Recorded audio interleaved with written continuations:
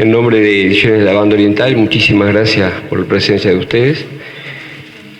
Y como ven, estamos arrancando bien, bastante en hora, bien en hora. Nos acompañarán el doctor Gerardo Caetano, que precisamente Gerardo, entre sus amplios estudios, en el arco de los estudios históricos, este tema de los 60 ha sido un tema que por distintas razones los has rastreado bastante bien. El arquitecto Hugo Gilmet, que creo estuvo muy cerca de todo el proceso de la obra, docente de la Facultad de Arquitectura. El autor y finalmente la doctora Vania Marcarián, investigadora de la UDELAR, y que también es autora justamente de varias obras que de alguna manera temporalmente se acercan al ámbito, al tiempo que trabajó Gabriel. De Gabriel, bueno, ustedes lo conocen, es autor de varios libros, cito algunos, el de Comando Oriental, Oficio de Ilusión, Pedro Figari, fuera de banda, Pedro Figari, Arte e Industria en el 900, Ensayos sobre el arte contemporáneo desde América Latina, entre otros. Quizás el que debería citar es que Banda Oriental desde hace alrededor de 25 años sistemáticamente editamos y reeditamos la historia de la pintura uruguaya, una obra que se convirtió, creo, en una suerte, perdón, 33 años, sos viejo. Desde hace 33 años entonces editamos y reeditamos una obra que se ha convertido en una obra de referencia en la temática sobre la plástica de nuestro país. Esos dos tomos que nacieron precisamente cuando en Banda Oriental queríamos también ocuparnos del tema de la pintura y buscábamos autores para hacer esa tarea. Me acuerdo que alguien nos recomendó a Gabriel, el joven Gabriel en ese momento. No, te recomendó a otra persona, pero que me acuerdo que nos dieron referencias muy entusiastas de vos y nos alentaron Mariano Arana, que anda por aquí precisamente, ni se debe acordar. Y sí, el que, entusiastamente nos habló fue nada menos que José Pedro Barrán, y está bueno aprovechar este ámbito para recordarlo a José Pedro. Y bueno, para Banda decir que no es usual que aparezca un autor con un trabajo de esta densidad. Son 400 páginas en las cuales Gabriel estudia, analiza, se mete transversalmente en todos los hechos culturales que rodearon el 900. No es fácil también que alguien venga con la cantidad de imágenes ya cuidadosamente ordenadas, que es fruto de un trabajo que seguramente... ¿Cuántos años te llevó este trabajo? A ver, la última etapa 4 o 5 años, pero hace muchísimo tiempo que venís acumulando material. Entonces, para Banda Oriental, que aparezcan trabajos de esta densidad y de este tipo de propuesta, es mantener una línea de trabajo, y también es un desafío porque este tipo de libros no abundan en la plaza local. Arrancamos, lo tenía por acá, arrancás tú, Gilmet.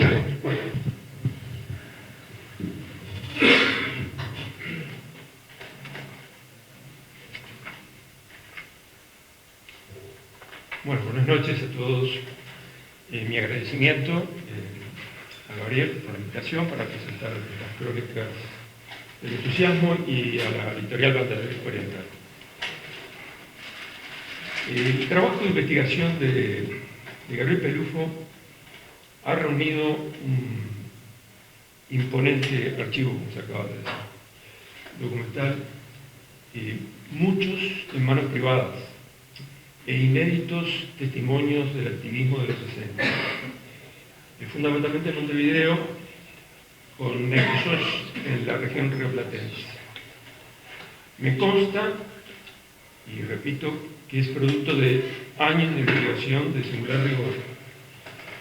Muchas de las fuentes testimoniales provienen de recientes entrevistas y de su propia memoria. Las fuentes secundarias, asimismo, por cierto, muy numerosas, dan pie a su discurso ensayístico. Esa enumeración pormenorizada y documentada de la vida cultural y artística desde la óptica política, fundamentan sus interpretaciones de una década crucial para comprender medio siglo de historia local y regional. En ciertos pasajes parece que tanta información desborda al autor y al lector, aunque para el que habla alienta una lectura de suma fruición, de placer. Una estrategia discursiva es la de proponer dos tiempos de lectura, con párrafos de cuerpo tipográfico menor, con sangría, que anuncian su carácter subsidiario en apoyo de la argumentación. Muchas notas al pie cumplen el mismo papel. Constituyen una suerte de escolios,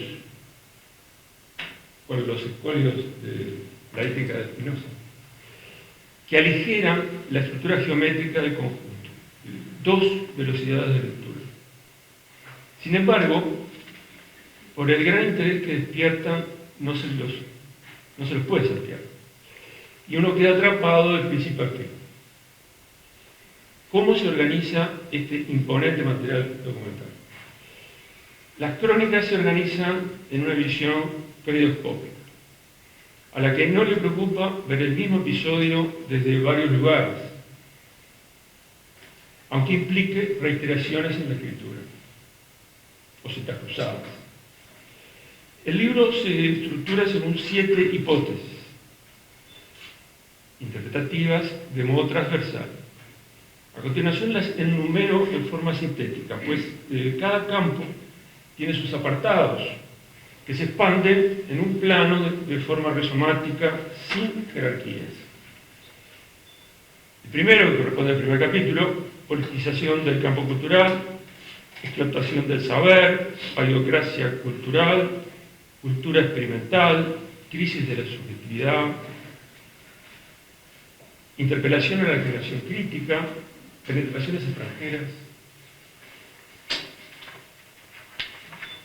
En consecuencia, las crónicas no se presentan según una linealidad cronológica. Sin embargo, las fechas se señalan con prolijidad. Día, mes, año. Se me representa la imagen de un blanco, de una práctica de tiro. Los episodios se datan y pegan en el círculo sesentista, con el centro en el año 1968. El punto máximo o de inflexión de una curva muy compleja. No se establecen límites precisos del periodo. Es una caracterización epocal. Muchos episodios se bucean en décadas pasadas y otros se traen al presente. Tampoco se sigue un orden según las disciplinas tratadas, artísticas, humanísticas, ocultas, expresiones cultas, populares, etcétera. Los 7 nudos son preocupaciones del autor en su práctica y reflexión.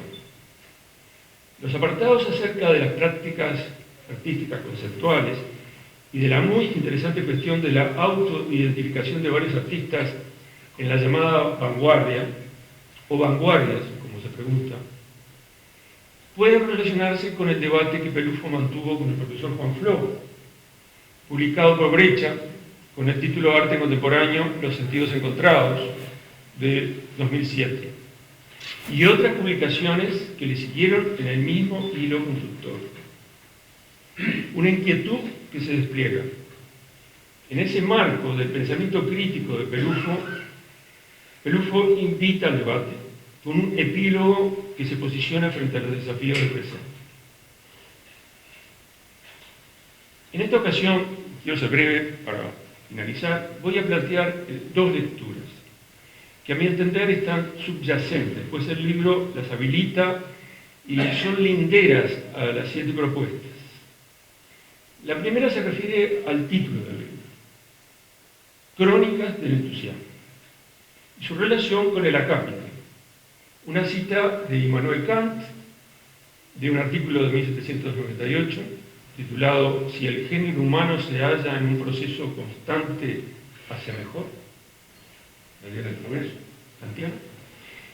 El texto kantiano trata concretamente de la Revolución Francesa de 1789, como acontecimiento histórico que genera en los espectadores, subrayo, los espectadores europeos, el entusiasmo por la posibilidad de un cambio.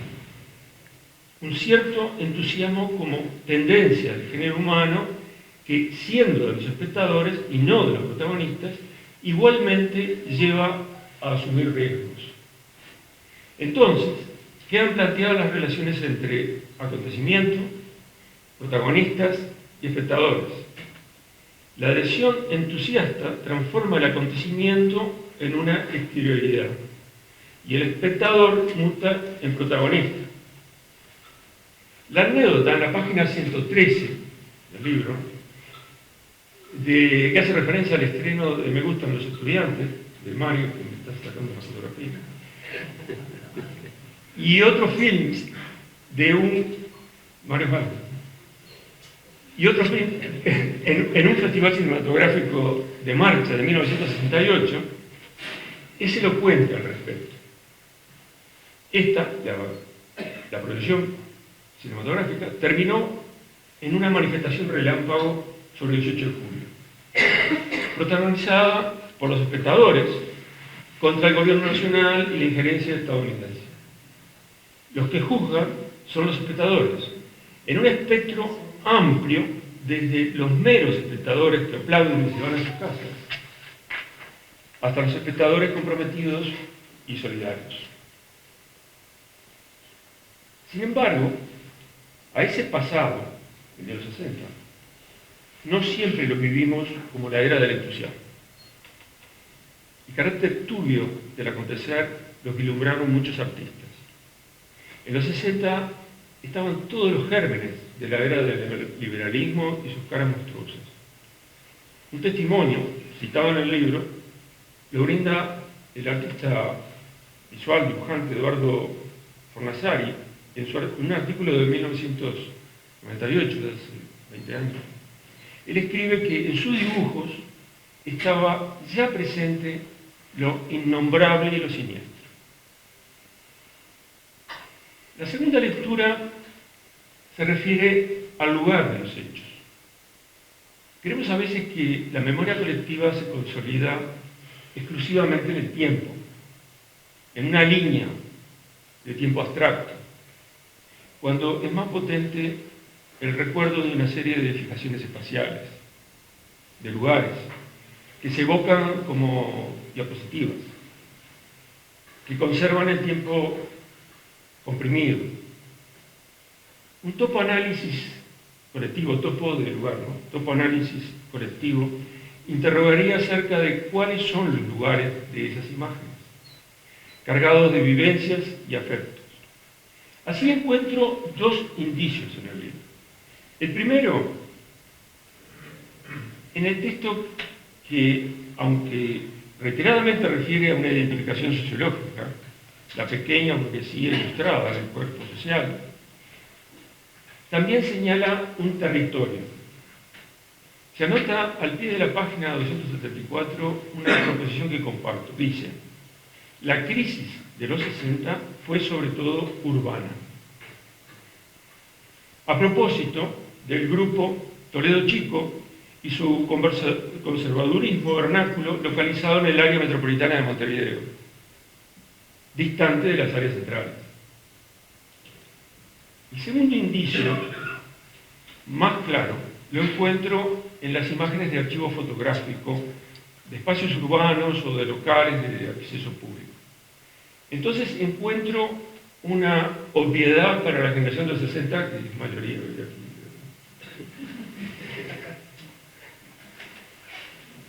Porque Gabriel me dijo que tenía que estar porque yo era representante de la generación de los 60 y del público es ampliamente. Presente. Presente. No, hay excepciones. Y el público es protagonista. Pues bien. Estos lugares se encuentran en el eje de la avenida 18 de Julio. Los enumero y ordeno en un recorrido virtual. Galería U, edificio Ciudadela. Instituto General Electric, frente a la Plaza Familia. Subte Municipal. Explanada del Palacio Municipal. Teatro del Galpón. Avenida 18 de Julio, con 2 imágenes del sepelio de Liberales. Escalinata de la Universidad.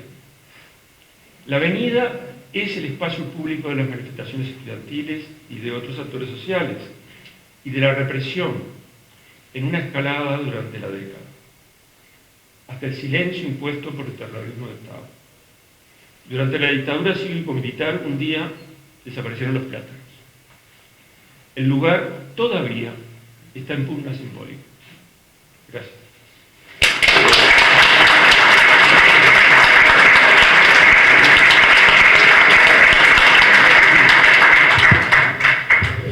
Bueno, buenas tardes a todos. Empezar, por supuesto, agradeciendo a Gabriel la invitación. Me sentí cuando me invitó honrada por tener la oportunidad de hablar en este momento. Y me pidió Pelufo también cuando me invitó que hablara del contenido, que quería debate, que quería hablar de las ideas que están en el libro. Así que voy a tratar de hacer eso, pero antes quiero empezar con algunos elogios. Esta es la oportunidad de elogiar en público un libro, es un momento lindo, una presentación por eso. En primer lugar, elogiar la claridad con que el libro expone su lugar de enunciación. Me parece que esto, la voz del autor en un libro siempre es el placer más grande del lector, y en el libro está para mí muy bien lograda, en un lugar que es brumoso, digamos, porque es el del testigo, es el del protagonista, pero también es el del analista, de un estudioso de estos asuntos, no es solo un discurso de la memoria claramente, y ese equilibrio está muy bien mantenido. No es un observador desprendido, tampoco habla en primera persona, pero aporta un montón de cosas que solo un testigo podría aportar, hasta una foto que recomiendo, que tiene que ver con la ropa interior de los hombres del momento, nos da una pauta desde ese lugar del que Gabriel está hablando. Hay algo también de desgarramiento en ese lugar de enunciación bien establecido en el libro. Él dice en la página 26, la fatal crisis de sentido vivida por el sujeto ex-revolucionario. Me parece que esa fatal crisis de sentido es también la de la voz del autor en este libro.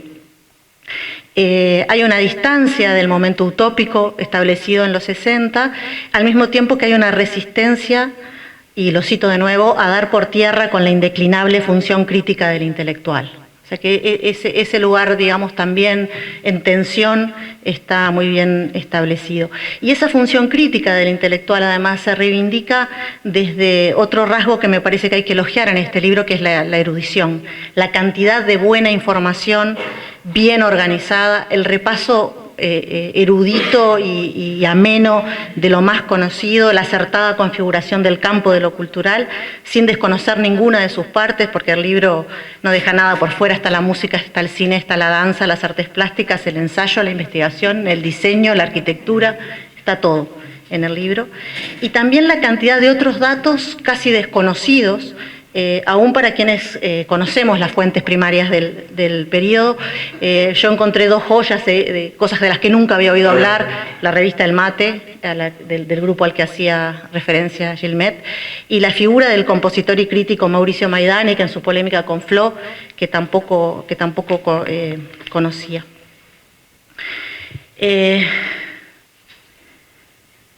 Yo, como decía Borges en un cuento bien conocido, no viví ese mundo de malevos, el mundo de ustedes, aunque los conozco y veo acá muchas caras de esos malevos, pero como decía Borges, me he documentado, así que desde ese lugar de la persona que se ha documentado van a venir algunos temas para el debate, para esto que pedía Pelufo de hablar del contenido. La elección es más o menos arbitraria de los temas que quiero plantear.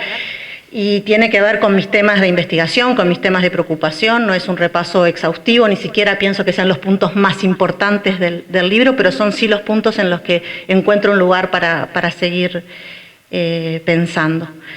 En este año, que es el de los 50 años del 68, los que estudiamos estos temas hemos tenido que hablar y volver a hablar, ¿no?, de estos asuntos, y muchas veces me he preguntado qué podemos compartir sobre este momento desde Uruguay, qué podemos ayudar a pensar de los ciclos globales de protesta, que no sea solo la transmisión de la experiencia local, que es tan importante para los que estamos acá reunidos, ¿no?, pero cómo podemos contribuir a una conversación un poco más amplia.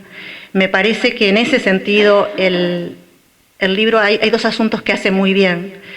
El primero es dibujar muy bien el campo de la cultura y el arte en sus relaciones con el campo de la política y con una serie de instituciones que no siempre se relacionan con los productos culturales y con los ambientes artísticos.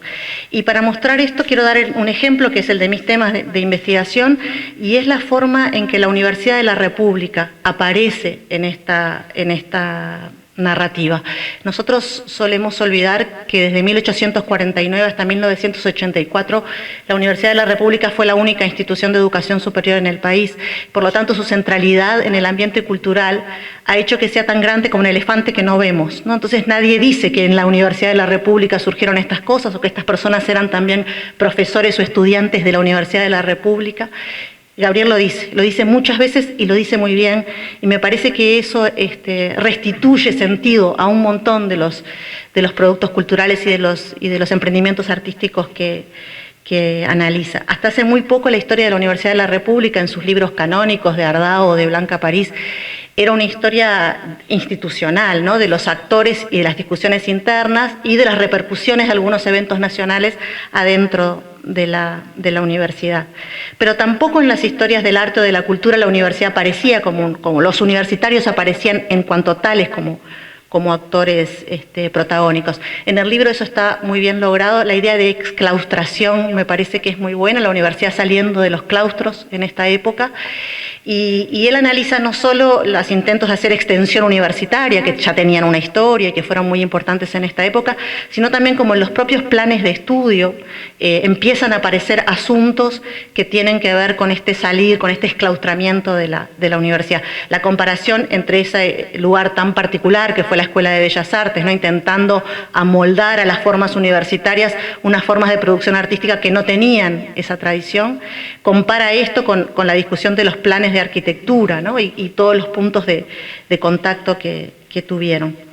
Y pone además en el capítulo en que aparece la universidad como actor protagónico, con que atraviesa el libro, el tema, la pone en relación con otros espacios de la época donde los intelectuales, los universitarios, los técnicos, estas figuras que están en disputa en esta época, también se tuvieron que poner en contacto con el afuera de sus medios inmediatos. Fuera afuera, el pueblo o las masas, y ahí hay discusiones que quedan abiertas. Entonces aparece desde el cine documental hasta la televisión en este mismo esfuerzo por mostrar el exclaustramiento de los intelectuales en la época. Las discusiones sobre el financiamiento de los emprendimientos culturales y artísticos tienen este mismo impulso de mostrar cómo en la necesidad de conseguir fondos hay que relacionarse con otros actores y cómo estas relaciones implican tensiones muy fuertes en la época de las que el libro trata.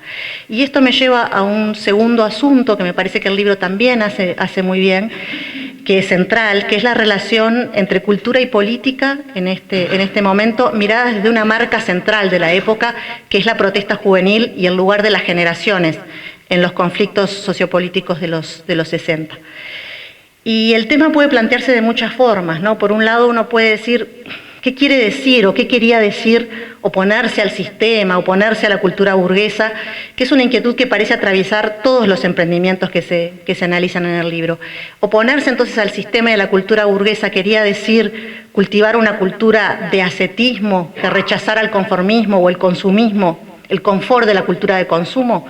una posibilidad. O por el contrario, entregarse al hedonismo, liberarse de las ataduras de la moral burguesa. Y en esta tensión, los actores político-culturales de los 60 se movieron con muchos conflictos. En respuesta a esta pregunta, que no tiene por qué tener una sola respuesta, Pelufo habla mucho de las clases medias, ¿no? Como el lugar social, y acá hay una indefinición de nuevo, donde ocurrieron, donde germinaron los productos culturales y las ideas que el libro analiza. Y capta y transmite muy bien algo que llama los estados de ánimo, ¿no? Lo que Ares Pons, por ejemplo, decía el tedio que vivían las clases medias y de donde surgirían estas inquietudes. Y también retoma las hilaciones de estos productos, los vínculos de estos productos de la segunda mitad de los 60 con una serie de productos culturales anteriores en lo que podríamos ver una suerte de protesta prepolítica, para llamarlo de alguna manera, ¿no? Identifica, por ejemplo, el ensayo de Benedetti, ese tan augural, ¿no? El país de la cola de paja, como un lugar donde se expresa este tedio, esta insatisfacción, de una forma que todavía no tiene encuadramiento político o encuadramiento militante. Sin embargo, este es un terreno sobre todo contencioso, un terreno sobre todo de conflicto, digamos. Identificar el lugar, identificar a las clases medias apunta a una respuesta, pero abre también algo que para mí es central, es una marca, de nuevo, como alguien que no pertenece al mundo de los malevos, es una marca central de la época y una marca que el etos de los militantes de la época transmitió al periodo, y que a falta de mejor expresión yo llamaría dislocaciones del yo, ¿no? La idea, y yo lo he dicho bastante en estos meses, de que tu lugar de partida no determina tu lugar de origen, ni social ni culturalmente. Es una época que mi generación en ese sentido mira con distancia antropológica porque no conoció ya esa posibilidad. La idea de que siendo un joven de clase media alta, puedo dislocar ese lugar y acceder a la posición social, a la forma de entender el mundo de los desposeídos, y la forma absolutamente contraria. Un joven de clase media baja podía pensar que podía apropiarse de forma plebeya de la alta cultura. Entonces, en ese terreno hay tensión, hay discusión, hay combate en la época, y me parece que la idea de clases medias, si bien muestra el terreno fértil, no termina de capturar. Y pensemos, por ejemplo, cómo la dictadura, el discurso durante el periodo autoritario de los sectores de derecha más conservadores ya en esta época, habla mucho de la idea de volver al lugar, que los estudiantes vuelvan a estudiar, que los trabajadores vuelvan a trabajar, que las mujeres vuelvan a la casa, ¿no? Entonces, cómo ese discurso tiene que ver con todas estas dislocaciones que los 60 alumbraron, parecieron hacer posibles en un futuro inmediato asociado al horizonte revolucionario. Este tema se puede plantear también, y en el libro aparece, como el tema de las dos vanguardias, ¿no? Que es un tema de los años 20 que los 60 retoman y replantean, ¿no? Las posibles coincidencias entre las vanguardias políticas y las vanguardias artísticas, si podía estar en los dos lugares al mismo tiempo, dónde está la verdadera vanguardia. Y acá también los actores políticos y los actores culturales de la época discutieron sobre estos asuntos. Y Pelufo lo plantea como una tensión entre forma y contenido en los productos culturales o en los productos artísticos. En varios pasajes sobre los huevos del Plata, andaba Clemente Padín por acá, aparece este gesto interpretativo para entender esa revista contracultural, también cuando habla del Instituto General Electric. Pero de todos modos me parece que esa tensión permanece y puede ser productiva para seguir hablando. Y esa tensión me lleva a un tema que, si bien subyace o sobrevuela el libro, no está completamente tematizado, no es un capítulo en el libro, y es central de nuevo para la época, sobre todo para la generación de la segunda mitad de los 60, que es donde Pelufo lo pone en el capítulo 3, que es el papel de la violencia política en los procesos de cambio social. Otro tema central de la época, que alude a las formas de la violencia y a las formas en que se logra legitimidad para las prácticas y las ideas relacionadas con la violencia política en esta época. Las artes y los productos culturales jugaron, me parece, un papel central al exponer, al representar una atracción que yo llamaría estética por las diferentes formas de la violencia política, incluso entre aquellos que nunca las practicaron efectivamente, pero que sí las aceptaban y las concebían en estos productos que circulaban en el terreno del arte y de la cultura. Pero las artes y los productos culturales fueron también centrales para hacer visibles las formas de violencia estructural del sistema que venían a justificar la práctica de métodos violentos por parte de esta generación.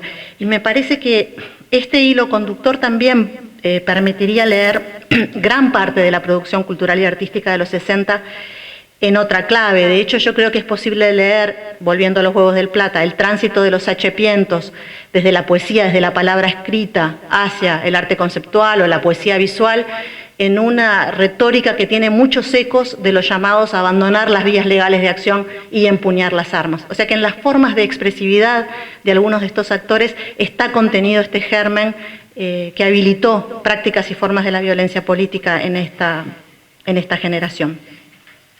Y para muestra un botón que no aparece en el libro, pero que enseguida me vino a la cabeza nuestro más venerado crítico cultural, Ángel Rama, en el famoso ensayo de la generación crítica, decía: Pando es el momento que marca un antes y un después en la historia de la cultura uruguaya.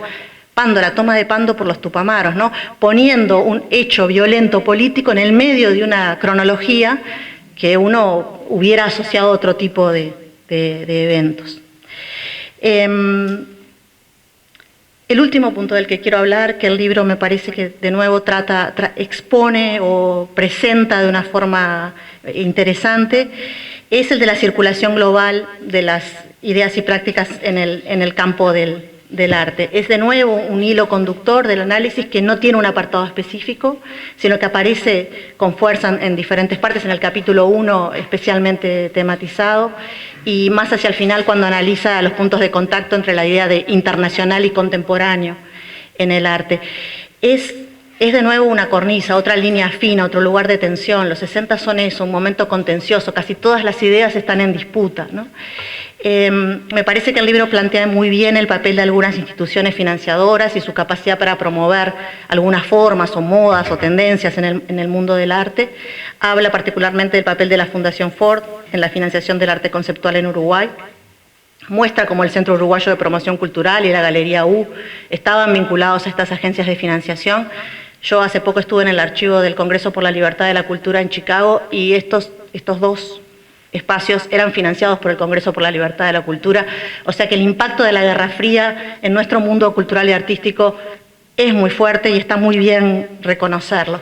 Me gustaría darle a este asunto una vuelta más, y es que los 60 fueron también una época en que en gran medida a causa de estos ciclos cortos y muy encarnizados de protesta que hubo en el sur, en el tercer mundo, América Latina estuvo en el centro también de las formas culturales y artísticas de la vanguardia asociada a las formas militantes en el primer mundo. Fue un momento quizás el más potente de presencia.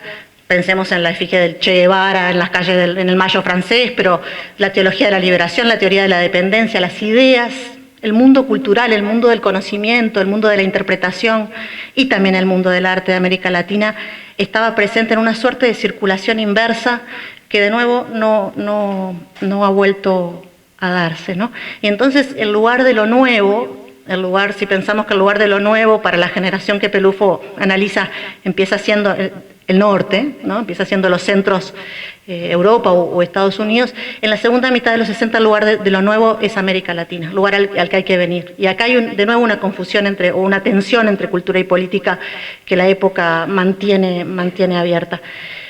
Eso es seguramente otro libro, ¿no? No el de Pelufo, pero otro libro que este libro alberga. Y este libro alberga muchos libros. Y a mí me parece que no hay mejor elogio sobre un libro, y con esto quiero terminar, que ver en un libro agenda de investigación, que ver agenda de reflexión en un largo futuro. El libro nos deja la posibilidad de otros libros por escribir a todos los que queremos seguir pensando en las relaciones entre cultura y política, ayer, hoy y siempre. Nadie que tenga esa inquietud puede dejar de leer este libro y valió la pena esperarlo.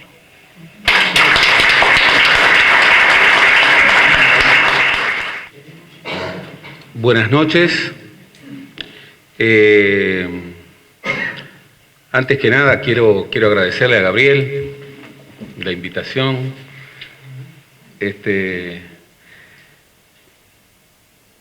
Que además de ser como siempre un honor fue un aporte de reflexión y de pensamiento muy importante durante estos últimos meses, cruzados con mucho trabajo, con otras reflexiones, pero como un eje bien importante. Gabriel nos tiene acostumbrados a reflexiones sugerentes, a mostrarnos el arte y sus múltiples redes de vínculos de una manera muy diferente. Pero después de haberlo leído mucho, en verdad creo que este es un libro distinto. Creo que es un libro, no diré de culminación, porque a Gabriel le faltan muchos libros.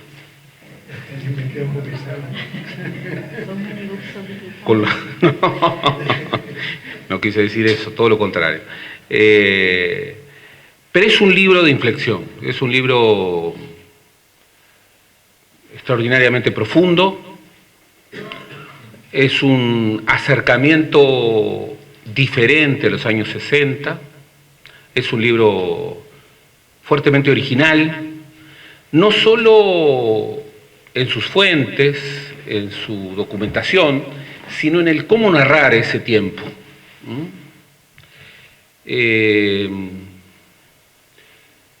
Incluso el título, Crónicas del Entusiasmo, que de inmediato refiere a ese acápite de Kant, que es tan justo y que de alguna manera concita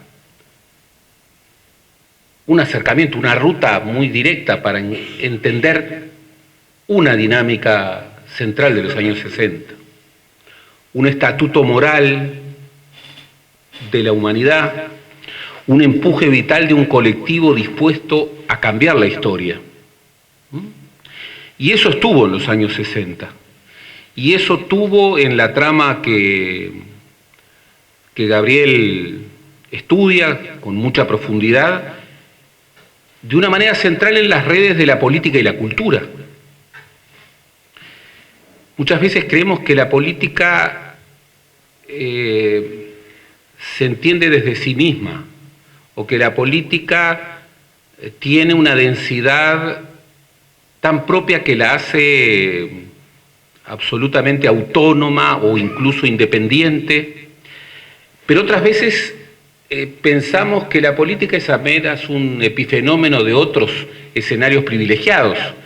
Pocas veces estudiamos con equilibrio esa tensión de los vínculos, ¿no? De las redes, en este caso de las redes entre política y cultura. Y creo que una de las virtudes del libro es que nos ubica allí, ¿no? En la tensión de las redes, que son de ida y vuelta, que son contenciosas, contingentes, particularmente en un tiempo acelerado como aquel, pero también en un tiempo construido desde múltiples perspectivas. Hay un asunto central en el libro, que es que ese impulso moral generó nuevas formas de concebir el arte y de concebir la acción política, que fue un tipo de novedades, con todo lo que ello significa. Fue un tiempo de una concepción de la novedad como ruptura, que no es la única manera de concebir la novedad. Fue un tiempo de originalidades riesgosas. Aquí él plantea con mucha precisión los problemas de la periodificación de una historia de estas tramas, de estas redes entre cultura y política, pero también las múltiples contradicciones de ese tiempo acelerado. Él habla en algunos de sus pasajes del oxímoron de la inclusión social con la repulsión hacia el otro, con la violencia. Y en verdad no se entiende ni aquella época ni cualquier época sin registrar los contrastes, sin registrar los oxímoros que toda época aloja. Y al mismo tiempo, y yo coincido mucho con Vania, hay algo muy amable en este libro en la perspectiva de la enunciación del relator, del narrador. Por suerte, Gabriel no esconde desde dónde parte esa mirada, sino que lo refiere desde el vamos, y es un observatorio absolutamente conocido. Como él dice en el libro, hay algunas ideas fuerza muy señaladas, ideas fuerzas que él utiliza para darnos una hoja de ruta para transitar esos 60 largos que van entre el 58, finales de los 50 y el primer lustro de los 70. El primero es la politización y la apertura social del ámbito intelectual. La emergencia de una cultura que se quiere independiente, de un intelectual que se quiere comprometido, muchas veces desde convicciones mesiánicas, esa idea de una ruptura sin nostalgia, con una fuerte impronta de una lucha de ideas. Atraviesa todo el libro los vínculos complejos entre los 60 y la generación del 45. Y aquello de que la generación del 45 fue muy moderada con sus abuelos, extraordinariamente dura con sus padres y también extraordinariamente dura con sus hijos, aparece más de una vez, incluso recogido de manera muy inteligente en una cita de Real de Azúa cuando habla de los 60, de los jóvenes de los 60 como legatarios de una demolición que lamentablemente los incluía también. Aparecen permanentemente los debates entre los intelectuales, el debate sobre los financiamientos, que es un debate persistente, muchas veces oscurecido. Aparece actores plurales, el impacto de la teología de la liberación. Aparecen figuras emblemáticas, sumamente bien recogidas, como la figura entrañable, inolvidable, de Íbero Gutiérrez, tal vez uno de los jóvenes que de manera más sensible pudo expresar esa trama, lamentablemente trunca, entre arte, cultura y política. Es también la historia de la construcción de un frente político-cultural independiente, con algunos episodios épicos.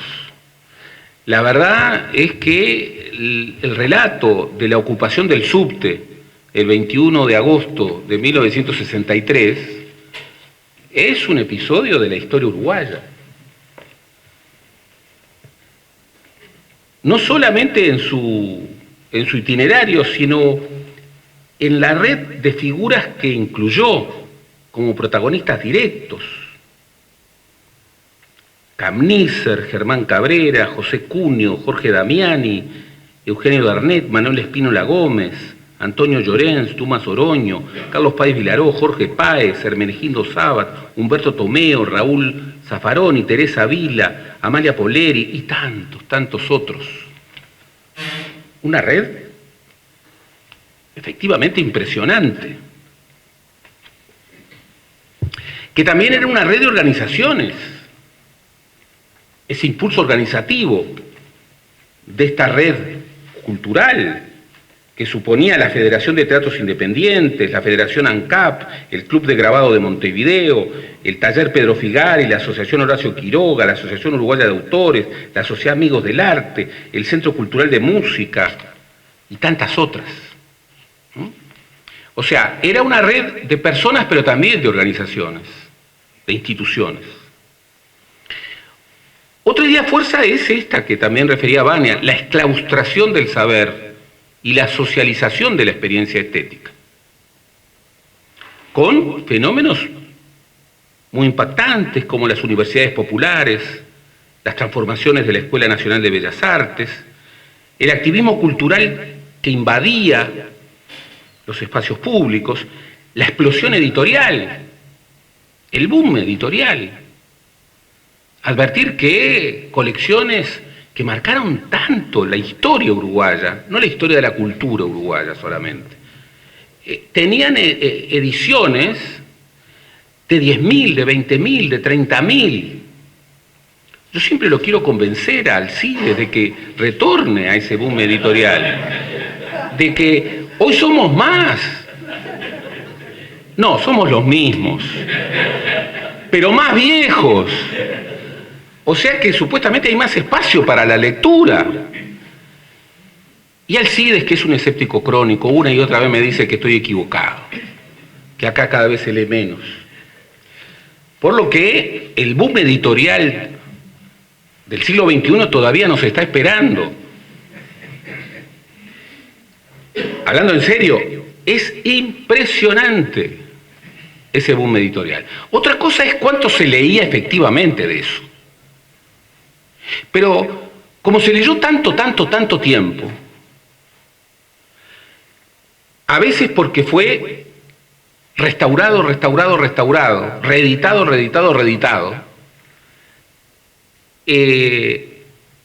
la marca de ese boom editorial es impactante. Era una verdadera explosión editorial. También esa agenda que es amplísima y que Gabriel registra con precisión erudita, el diseño gráfico, el nuevo diseño gráfico, los vínculos entre la cultura de la televisión, la pugna cultural sobre la pionera cultura audiovisual, las visiones, ya no sobre la televisión, sino sobre el Canal 5. Yo me acuerdo que en casa, a mi padre, por supuesto, le encantaba Canal 5. Y nosotros odiábamos a Canal 5. Odiábamos a Canal 5. Y registro aquí que nuestro odio a Canal 5, por muy diferentes razones, era compartido, por ejemplo, por Eduardo Galeano, por muy diferentes razones. Malevo. Pero muy chiquito. Yo era un pichoncito de Malevo. Lo cual no escondo, porque como mi paso por el fútbol, estamos muy cerca del glorioso Francini, el ser pichoncito de Malevo es algo muy importante en mi vida. No borro huellas, pero particularmente las huellas más importantes. Y esas dos son muy importantes, muy importantes. Pero las pugnas entre Galeano y Justino Zavala Muniz y Justino Zavala Carvalho, que querían crear una política, un canal público. El cine documental. Allí hay un inventario de cultura muy extraordinariamente interesante. Este es un libro para curiosos. Después la paidocracia cultural, entre la festividad y la violencia. Y aquí hay algo muy impresionante, que es la dimensión espiritual de ese cambio. Está recogida la opinión de Sergio Camporeale, cuando hablaba de que en definitiva ellos habían creído vivir una especie de cristianismo primitivo.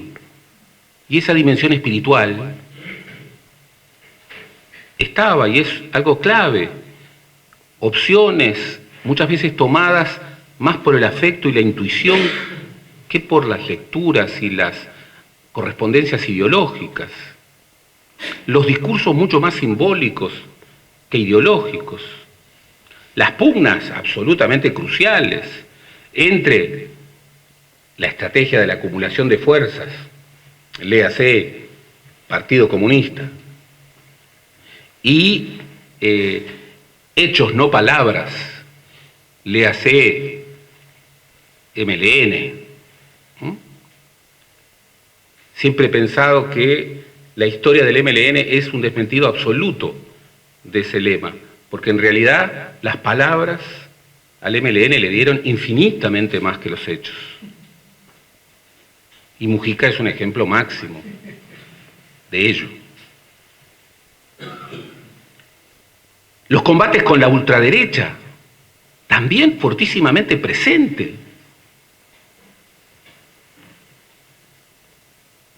La ultraderecha que comenzamos a estudiar ahora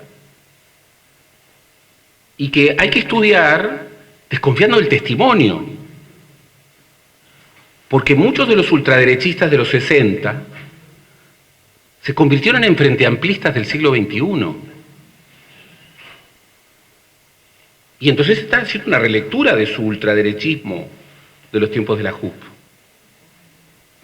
Lo cual nos somete a los historiadores, bueno, a algo que está en nuestro oficio, que es discutir, dudar, cruzar. La música rock, el beat, el canto popular, bueno, me divertí extraordinariamente con las opiniones contrapuestas de Citarrosa y de Biglietti sobre los Beatles. Y la verdad que no pude no reírme de algunas anécdotas, como la anécdota de lo que muy bien llama Gabriel, la observancia perpleja de los integrantes del Quinto frente a la violencia social, que no resisto no leer. Mario Chichito Cabral, que había entrado al Quinto como percusionista, al retirar Cerrada, recuerdo una tarde del 69. Clavábamos los afiches de musicación con tachuelas en los árboles. Había terrible batahola en la calle, cerca del galpón. Los estudiantes a las pedradas, la policía a los balazos y nosotros, con Urbano, pegando los afiches en la puerta. Nos zumbaban las piedras y las balas. Y nosotros, vos, ¿te parece que quedó bien el afiche? ¿No estará un poco torcido? Ya no se podía más. Pim, pum, terrible lío. Y entonces Urbano me dice, vos, Chiche, me parece que siento algo. Me parece que nos vamos a tener que ir para adentro. Si seríamos divagantes.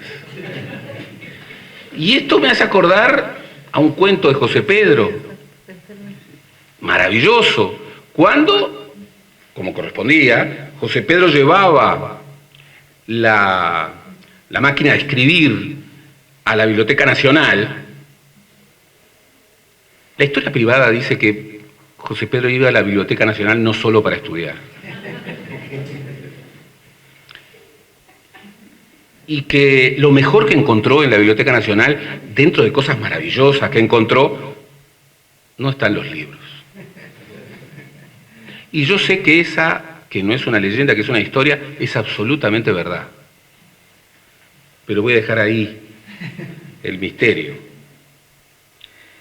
Pero aquello de que Citarrosa renegaba de los Beatles, el cuento de Barrán era que Barrán se llevaba iba a llegar a la Biblioteca Nacional y se encontraba en medio de una manifestación con un militar, con un policía que le decía, pero usted está loco. No, yo no estoy loco, yo voy a la Biblioteca Nacional, tengo hoy que ver la fuente. Pero usted no se da cuenta de lo que está pasando. ¿Qué está pasando? Váyase, que le va a pasar algo. Y alguien que leyendo el tomo 4 de la historia rural del Uruguay moderno, en el Sportman, le hizo toda una interpretación revolucionaria que culminaba, para espanto de José Pedro, en que leyendo ese libro se había convencido el lector que José Pedro se tenía que hacer del MLN. El voto de José Pedro en el 71, que fue dentro del Frente Amplio, se explica en dónde encontró el lugar más alejado del MLN. Y eligió bien. Luego ese momento crucial, que es fantástico, que tiene que ver con la cultura experimental, los happenings, los sucesos compartidos entre realizadores y participantes que explicitan actos transgresores y excéntricos. Hay un happening que se los recomiendo en el Estadio Trócoli, cuando el cerro era un poquito más amable. Ese happening no podría haber funcionado en estos años. Pero también esta descripción maravillosa sobre la trágica toma de Pando del 8 de octubre del 69, como una inflexión artística que marca un guión trazado por un dramaturgo. En Ruta 5, una caravana de automóviles encabezada por el coche funerario y su ataúd, todos cargados de armas, guerrilleros dispuestos a tomar la ciudad, sacarle el partido político militar a una escena netamente teatral, excediendo con la realidad los límites de la ficción. ¿Quién podía sospechar de un pacífico cortejo fúnebre? Y ahí la referencia de Knizer: la guerrilla pretendió y en gran medida logró apropiarse del control del tiempo social mediante la táctica de la expectativa pública, alterando el sentido del espacio y del tiempo impuesto por el régimen crónico del Estado. Esa cultura experimental también se asocia con crisis de la subjetividad, existencialismo, cambio en el etos y en los sujetos, la muerte del autor, la negación de la autoría, el negacionismo sobre el Uruguay y su pequeña tradición, el contraste entre la expectación nihilista y la acción utópica colectiva, el debate a propósito de una película, y allí hay un debate en marcha sobre el año pasado en Marimbad, que es formidable, absolutamente formidable, al mismo tiempo que también delirante. El sujeto embrionario y ese emergente monstruo lírico, y algo que recogías tú muy bien, Gilmet, que está en un párrafo fantástico, que está recogido, que es cómo en esa época de contrastes, dice Gabriel, se percibe la posibilidad de reparar en esta hipótesis que ata el pasado con el presente mediante el hilo de lo innombrable. Si el aquelarre de monstruos y de seres amorfos que entraron en la escena dibujada en los años 60 estaba alertando sobre la presencia de lo siniestro en un paisaje copado por el entusiasmo, es posible que esa alerta, una vez acallado, se haya transformado hoy en el olvido que oculta la ominosa deuda social y moral de la historia reciente. Esa historia que también estableció, ejemplos muy curiosos, la revista Huevos de Plata, el grupo Toledo Chico, los vanguardismos, obviamente Flo Anhelo Hernández, Ángel Kallenberg en el Instituto General Electric, y el epílogo. Dicen que no hay nada peor en una presentación que contar el fin de la novela, pero esta no es una novela.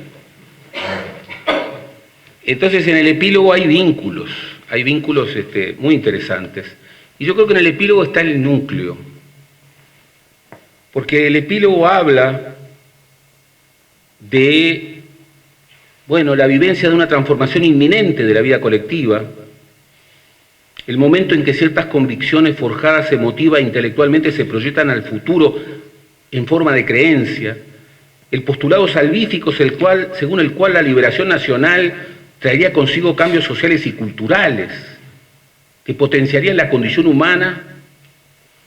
Ante todo éramos creyentes, Tal sentimiento de época debió contar seguramente con una empecinada ceguera colectiva que impedía percibir los aciagos límites históricos de esa aspiración. Pero el libro concluye de una manera fuerte, rebelde. Desaparecida aquella creencia, el legítimo descrédito de los discursos mesiánicos trajo aparejado, sin embargo, el sometimiento a un mesianismo no reconocido como tal, impuesto por el capitalismo global sobre los destinos humanos. Esta es la suicida ceguera colectiva actual. El sistema ha hegemonizado el sentido apocalíptico de la historia en nombre del progreso y en ese camino terminal pretende dar por tierra, entre muchas otras cosas, con la indeclinable función crítica del intelectual. Ese registro sensato, fino, profundo, de, bueno, cuánto va entre aquella ceguera, pero también esta,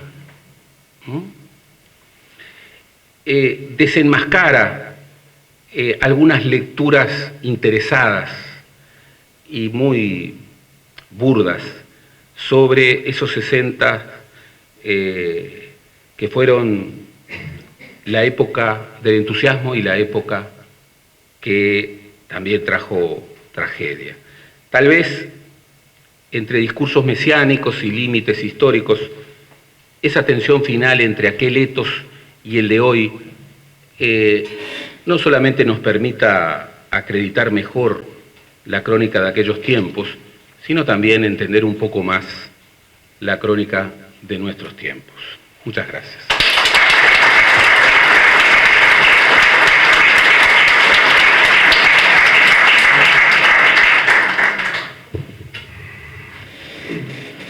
Sale. Bueno, yo voy a ser muy breve, pues ya estamos en una hora. Y quiero agradecer a todos los que han venido acá a esta presentación, especialmente también a los compañeros de la mesa. Y tenía algunas notas acá para leer, porque si no yo me divago, no hago como Gerardo, que aún cuando divaga se mantiene. Y la verdad que lo que han dicho los demás me han quitado prácticamente el material, porque desconocía las intervenciones de cada uno. La historiadora Marina Franco, la quiero citar porque me interesa como encuadre de mi... Lo que yo quería plantear acá, voy a ser muy breve, me voy a referir solamente a la intención mía en el libro, nada más. Marina Franco dice: es un dato de nuestros tiempos que el pasado cercano se ha constituido en un pasado abierto, de algún modo inconcluso. Un pasado que irrumpe imponiendo preguntas, grietas, duelos. Un pasado que entreteje las tramas de lo público con lo más íntimo y privado de cada experiencia. Un pasado que no está hecho solo de acontecimientos discursivamente representados, sino que está, además, alimentado de vivencias y recuerdos, memorados en primera persona, rememorados en primera persona. Se trata en suma de un pasado en permanente proceso de actualización, que como tal interviene en las proyecciones a futuro. Hasta ahí lo de ella. Este texto evidentemente me ubica frente a este libro exactamente en esos términos, ¿no?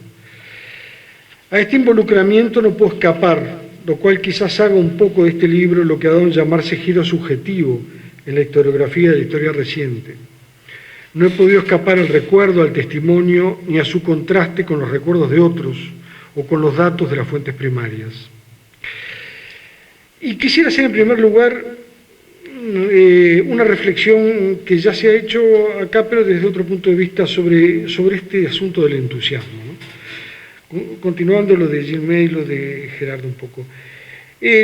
Kant en 1798 dice justamente respecto a la Revolución Francesa que encuentra en el ánimo de todos los que no están complicados en el juego una participación de su deseo rayana en el entusiasmo, cuya manifestación, que lleva aparejada un riesgo, no puede reconocer otra causa que una disposición moral del género humano.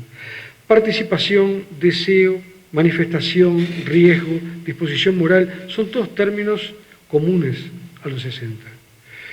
Lo dicho por Kant se parece mucho a lo acontecido en esta década en Latinoamérica, si donde él pone Revolución Francesa, nosotros ponemos Revolución Cubana.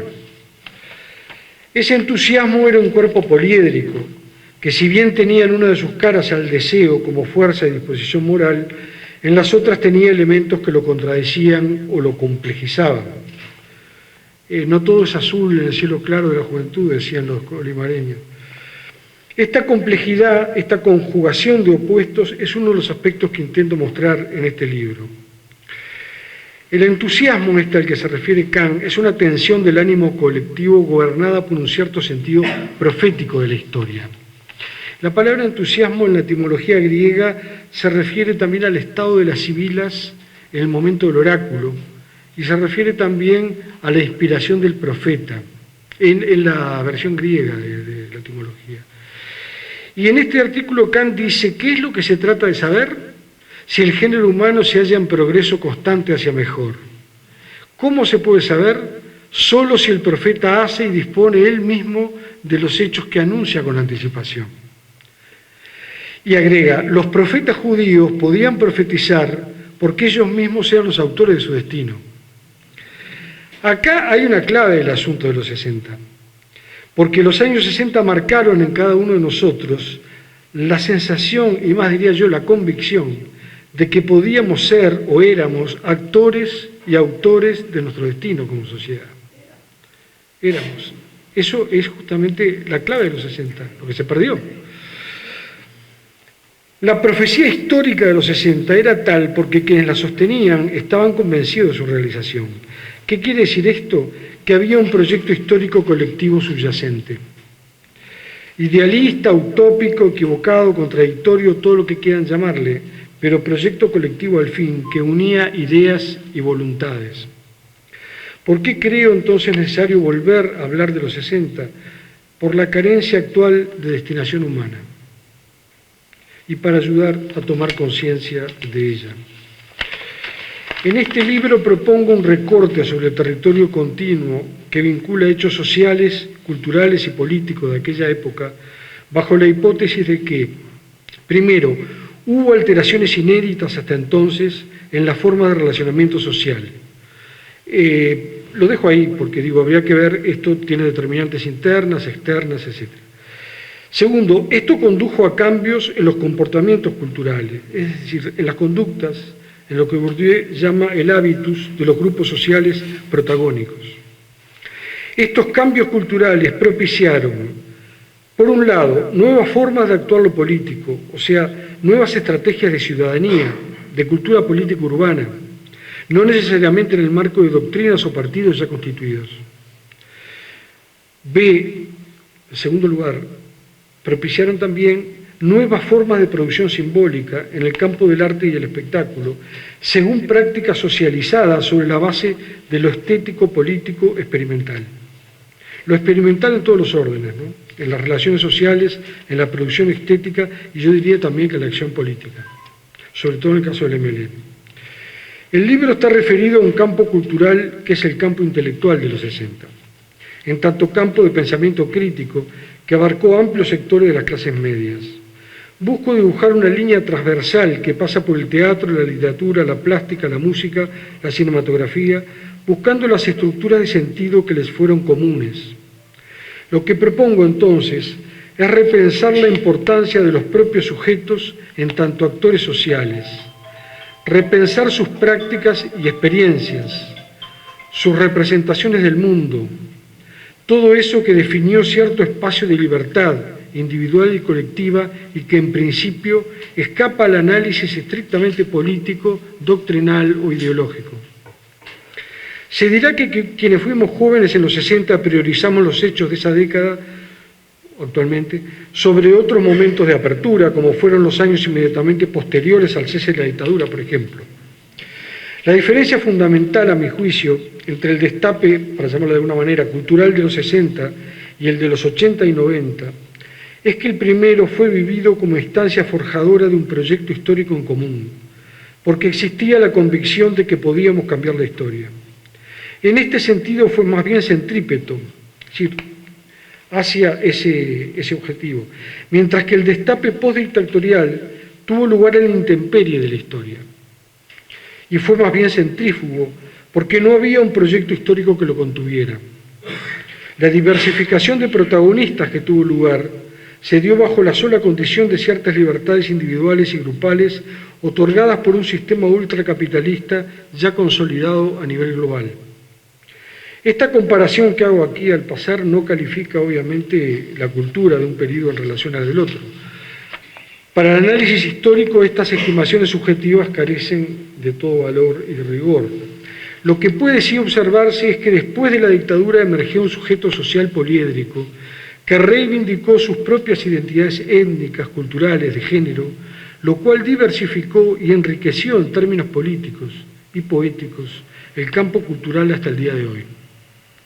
Digo esto para despejar cualquier sospecha de que este libro tenga una intención nostálgica. Tiene sí la intención de reivindicar una mirada atenta sobre los 60, ya que el vínculo entre lo cultural y lo político, que en esos años dio lugar a inéditas prácticas contraculturales, fue alentado por la necesidad de emancipación respecto a un sistema capitalista en la etapa imperialista global, y ese sistema no solo sigue vigente, sino que ha extremado y multiplicado su poder destructor. Por este motivo, para terminar, quisiera leer un breve párrafo del epílogo que ya fue leído por Gerardo, y en el cual retomo la noción kantiana de historia profética. Y digo lo siguiente, y discúlpenme que lo voy a leer otra vez. Hay un momento, está disculpado, hay un momento en que ciertas convicciones forjadas emotiva e intelectualmente se proyectan hacia el futuro en forma de creencia. El postulado salvífico según el cual la liberación nacional y continental traería consigo cambios sociales y culturales que potenciarían la condición humana fue sostenido por quienes ante todo éramos creyentes. Tal sentimiento de época debió contar seguramente con una empecinada ceguera colectiva. Desaparecida aquella creencia, el legítimo descrédito de los discursos mesiánicos trajo aparejado, sin embargo, el sometimiento a un mesianismo no reconocido como tal. Esta, impuesto por el capitalismo global sobre los destinos humanos. Esta es la suicida ceguera colectiva actual. Y bueno, en eso estamos, en un camino que aparenta ser terminal para la humanidad y para el planeta. Y por eso, desde el modesto lugar que ocupamos en la sociedad, me parece importante reivindicar, como en los 60, pero hoy más que nunca, la importancia del pensamiento crítico y de la función crítica del intelectual. Nada más. Para los 60. Bueno, te agradezco mucho.